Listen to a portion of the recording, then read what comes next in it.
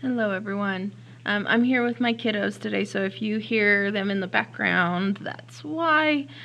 We are going to be covering topic 8.6 in this lesson. And just as a reminder, this is a lesson that you're doing on your own because we don't have class on Wednesday due to the ACT.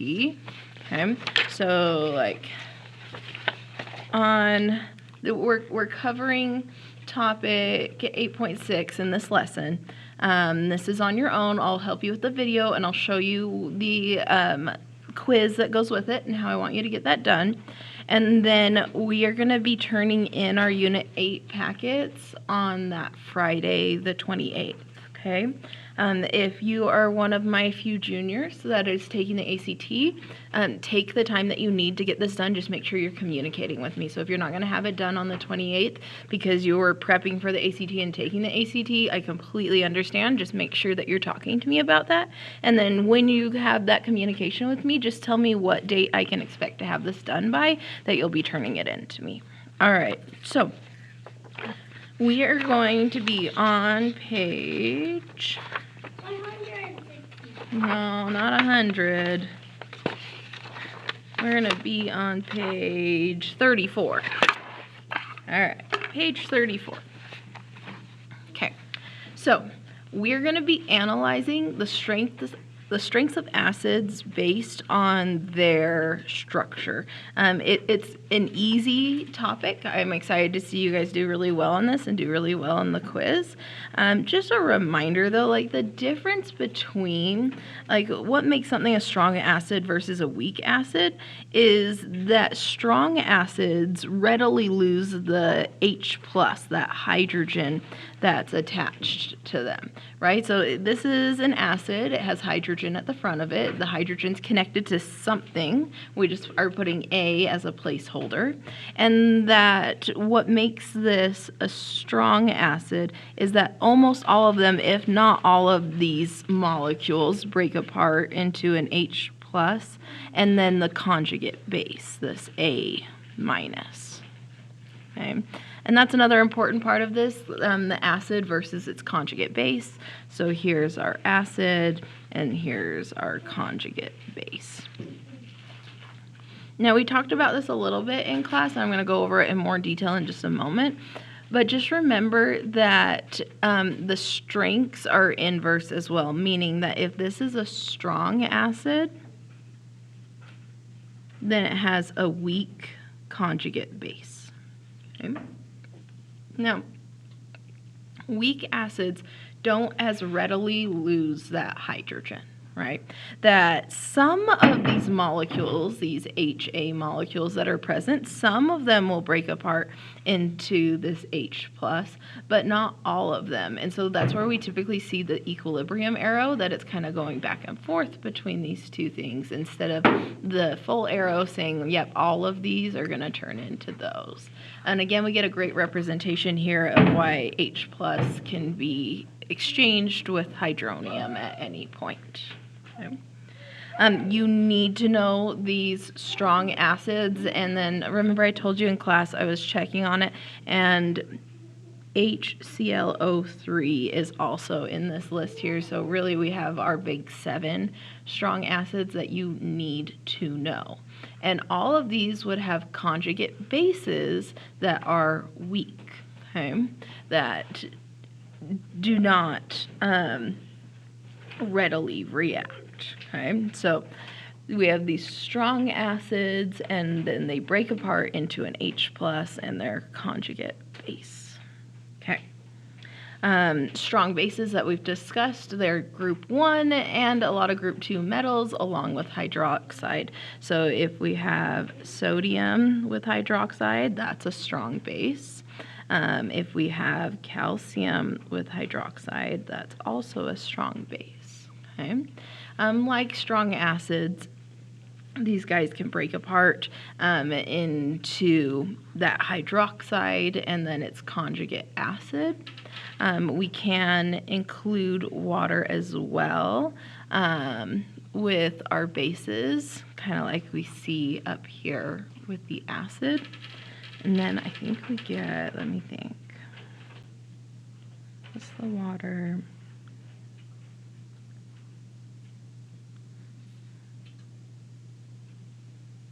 Yeah, when it's a strong base, like the weak base, it's kind of easier to see. So let's keep these ones where these strong bases where we have a single arrow, and then we get our Na plus and our OH minus like that. Our calcium would be a 2 plus, and then we get 2 hydroxides there. And I'm doing the single arrow because they're strong, because all of these break apart into those ions, and we get the hydroxide in there, and that's what's making it a base. Okay. A really common weak base contains nitrogen. And the reason why is you can see how nitrogen can be a proton acceptor. That like essentially we have room right here that it can gain another H plus. So this is our base. This is our conjugate acid. And the reason why it's a base is because it's a proton acceptor. It's going to receive that H plus. Nice. All right, so that's mostly review. Now, this is what I was discussing before about how an acid with its conjugate base, or vice versa, right? These pairs, these acid and base conjugate pairs, are inverse in their strength, meaning that if we have a strong acid, then its conjugate base is weak, and then if we have a weak acid, then its conjugate base is strong. Another really interesting way of thinking about this is in the context of stability, and they love to use this phrasing. So let's discuss this really quick. So, do you see how here, and we'll explain why in a moment, but you see how the strength of the acid is increasing? And then these are the conjugate base, right? Like this has lost an H plus, this one's lost an H plus, this one's lost an H plus, and that one's lost an H plus. And so if this is acid strength increasing, if I draw another arrow, this would be helpful. This would be base strength increasing.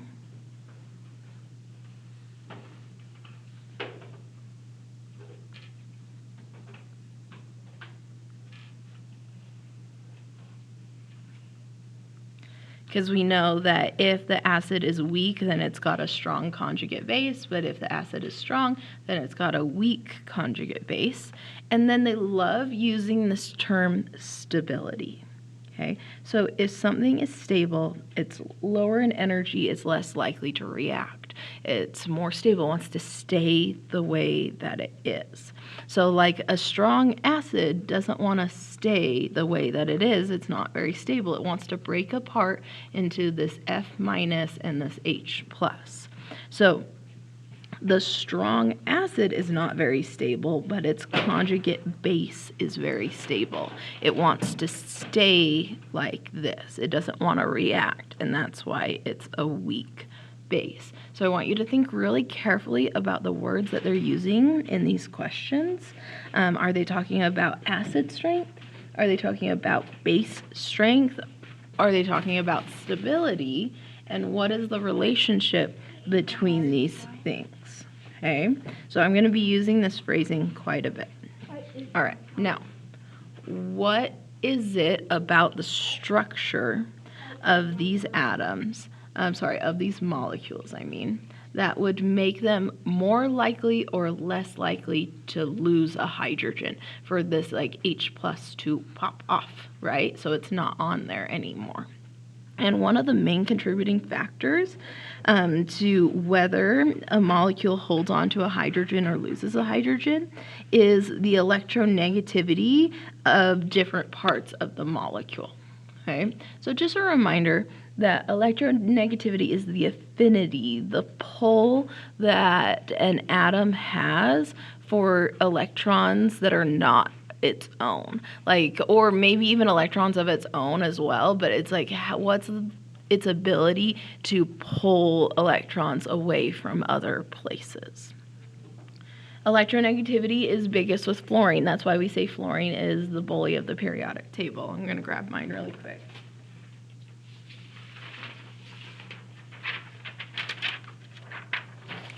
Okay, so here's my periodic table. So just a reminder that electronegativity is the biggest right here. So that means that as we go from left to right, we are increasing in electronegativity. And as we go from the bottom to the top, we're increasing in electronegativity. Okay, so I got a carbon right here and I got a fluorine right here. And we're going to compare just these two guys right now. So here's my carbon, here's my fluorine. My fluorine is way more electronegative than the carbon is.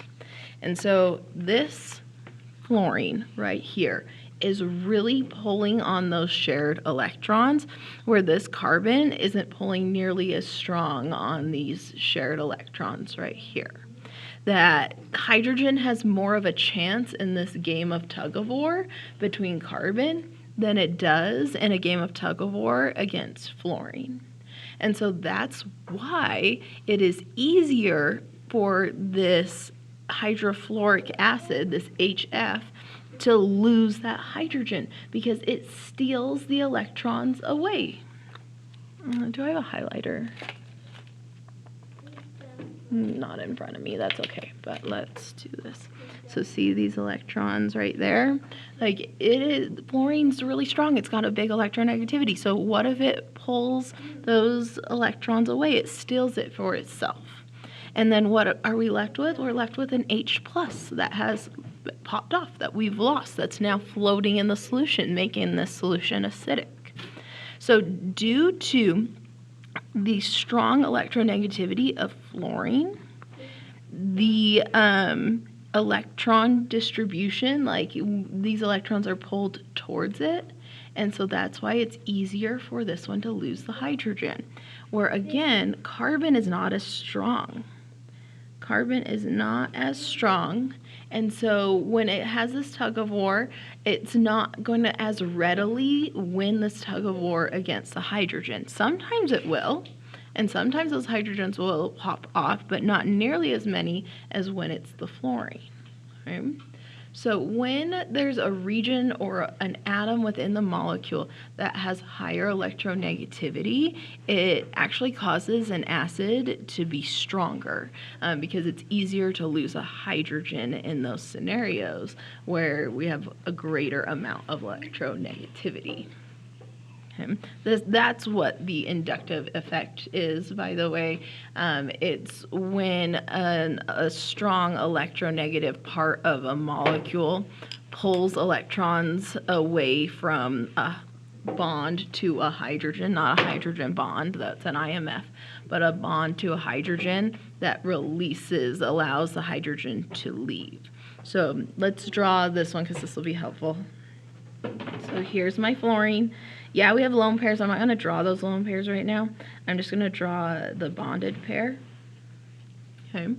And fluorine is highly electronegative, right? Like we got big electronegativity. So it has this inductive effect on these shared electrons. And so then that means it can take those electrons for itself, and this will become an F minus, or its conjugate base, and then we have this H plus that's now floating along, right? We've lost it. It's popped off of its conjugate base right here. And it likes staying like this. That means that this is stable. This is way more stable this way than that way, and the stability makes it a weak base. It doesn't want to react and turn into something else. It wants to stay the way that it is. So this is a weak base, where this one is a strong acid because it's very readily going to lose this H plus. And that's what an acidic solution is, right? It's water with other things floating around in it, but primarily there's a lot of H plus floating around, and that's what makes it so strong. Okay, good. So I'm going to be searching for electronegativity, okay? So looking at this next one with me. Here, these are a whole bunch of different acids, And just a reminder, 2 of these are on our list of strong acids. We have, let's just write formulas really quick to help us. We have an HClO, that's this guy. We have an HClO2. We have an HClO3. And then we have an HClO4. Okay. 2 of these we already know are strong acids because they're on our list of big 7 strong acids. But why are these stronger? Why are these more likely to lose a hydrogen compared to these guys? And it goes back to electronegativity again. The bond in question is right here. Okay, and so here's what I want you to notice. Oxygen is rather electronegative. Chlorine is too, but all of them have a single chlorine, where the amount of oxygens are what's changing right now. So oxygen is rather electronegative. It's really good in this tug of war. So for this first one, we got 2 strong big electronegative atoms against a hydrogen. Here we got 3 strong electronegative atoms against this hydrogen. Here we got 4, and then here we got 5. So really the strength, the ability to pull on these electrons to remove them, and so this hydrogen pops off and becomes an H+, increases as you go from here to here. Okay, that let's put this guy like in our list here. So this is going to be HClO. Okay, so HClO to HClO2, O3, and O4. So as we go from here to here, as we go this direction, we increase our acid strength increases. Okay, so the strength of the acid increases going from here to here. We could draw direct comparisons that this is, of these 4 acids, this one's the weakest and this one's the strongest. 2 of them are considered strong acids. And then we could do its conjugate base. So from here to here, because we know it's going to be the opposite, right? We're going to have base strength increases. If this is the weakest of our acids, then it has the strongest conjugate base. If this is the strongest of our acids, it has the weakest conjugate base. And weak means stability. It wants to stay that way. And so again, go right here. This would be the direction in which the stability of the conjugate base increases. Stability of conjugate base increases. And this is due to that pull on the electrons, the electronegativity of the other atoms surrounding it. We have more electronegative atoms that can pull on those shared electrons, causing this whole molecule to lose that hydrogen more easily.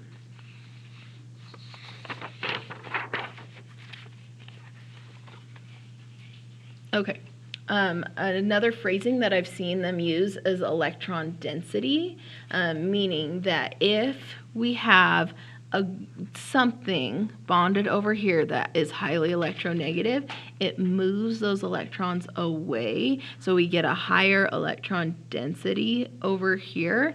Like, let's do HO, we'll do the Cl again, versus like an HO F, okay? So this is less electronegative this one's more electronegative, and if I were to draw the density, the electron cloud, like distribution of electrons, like we would see this distribution here, okay? But because this one's more electronegative, it pulls more towards it, and so we'd get way more distribution here and less of it over here. So like here's kind of a visual representation of that, where this one is further that way. So we get more of an even distribution over here. This is less of an even distribution. See how we're pulling those electrons away from that hydrogen? That's why this is a stronger acid. This would be a weaker one comparatively between those two. Okay, so see how we are comparing iodine, bromine, and chlorine. Here's iodine, here's bromine, here's chlorine. So chlorine is the most electronegative of these three, then bromine, iodine is the least electronegative of these three. So the electronegativity increases as we move that direction, which means the strength of these acids increase. And just a reminder, strength of an acid and the Ka value are directly proportional. So the larger the Ka, the stronger the acid is. And then we've seen this example already. We've talked about it, how we had more of these oxygens. And so we're having more oxygens that are electronegative, so they have this bigger pull on these electrons right here. And so the strength of our acid increases going this way, which means our Ka increases. As we add more oxygens, the stronger the acid becomes, the weaker the conjugate base becomes, and the greater stability of the conjugate base. Okay, last one.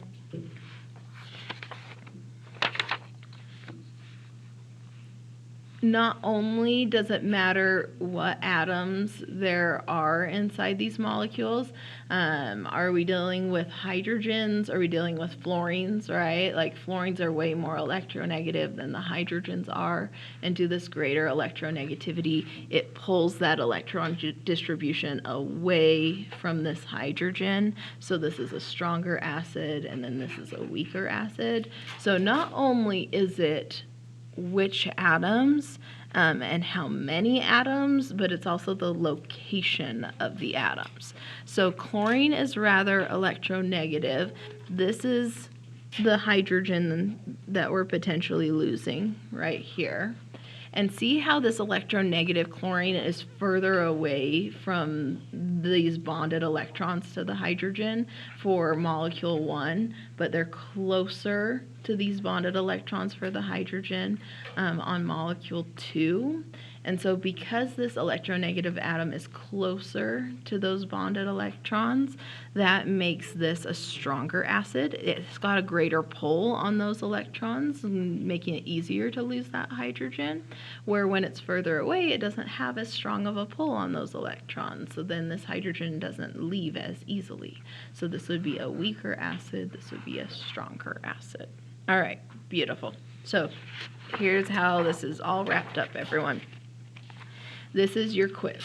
This is what we're going to be turning in on that Friday, the 28th. Okay, like I'm going to take your whole packet and we're going to grade this, and then we're going to turn in your whole packet for Unit 8. So there are 10 questions. Some of the questions, not all of them, I think even less than half of them, you need to justify. You need to justify your choice. You can't just select the correct answer. I'm going to help you with number 1, and then I'm turning it over to you to finish this. And then because there's 10 questions, we're going to do half a point per question for a total of 5 on this quiz. And then I'm doing 5 points for your notes that you just barely took that I'll be checking off, okay? Alrighty, so reminder that hydronium can be used interchangeably with H+, And what makes something a stronger acid is when there's more hydronium or more H plus present. So I see that solution number 1 has 3 hydronium in there. I see that solution 2 only has 1 hydronium, and that solution 3 has 1, 2, 3, 4, 5 hydronium. So 3, 1, and 5 hydronium. So this is our strongest acid. Okay, strongest acid because it has more H plus or more hydronium floating around in there. This one's our weakest acid. Okay, and then number 1's in between the two, right? What do we want to say? Like strongest, weakest, and just average acid, sure, just to help us identify these. All right, great. So now we have a list up here. We have HIO, HBRO, HClO. And we got to decide of these which one is the strongest acid and which one's the weakest acid. So we have iodine, bromine, and chlorine. Okay, chlorine is the most electronegative. Iodine is the least electronegative. So because chlorine is the most electronegative, it has the greatest pull on the electrons away from this H+. It's easier for it to lose that H+. So this would be our strong acid. This one would be the weak acid, and this is our average in between. Okay, so we have, dude, I'm almost done. I'm so close. So HClO, because that's our strong one, HIO, and then our average one, HBRO. Okay, so answer option A is that diagram 1 corresponds to HClO. Nope, that's not that one. Answer option B, diagram 2 corresponds to HClO. Nope, it's not that. Diagram 2 corresponds to HIO. Yep, that's our answer. And we can see that diagram 3 does not go with that. Okay, now I'm leaving it up to you to justify this. So you need to explain why these ones are strong, weak. It's strong and weak. You need to justify why these ones are strong and weak to be able to make that final comparison. Explain why answer C is the correct answer. Okay, you're gonna do this for number 2 as well. You need to justify your choice. It's open notes. Okay, people, like, please use your notes to answer these questions. And then this is information that you're going to be using to answer questions 3 through 5. And so notice that 3, 4, and 5, you do not have to justify your answers. You're just choosing our correct answer on those ones. Same with 6 and 7. The justification is basically in the answers. That's why I'm not having you justify those. But 8, you need to justify the choice that you're making. And then 9 and 10, we're just answering them. We don't have to justify, so that's nice. And that's what I need to have you have done and ready to go by Friday. So Friday, we're going to grade this quiz, we're going to turn in these packets, and then we're going to start Unit 9, but you won't have a video beforehand for Unit 9. Okay, thank you so much for all your hard work. If you have any questions or concerns, please do not hesitate to reach out.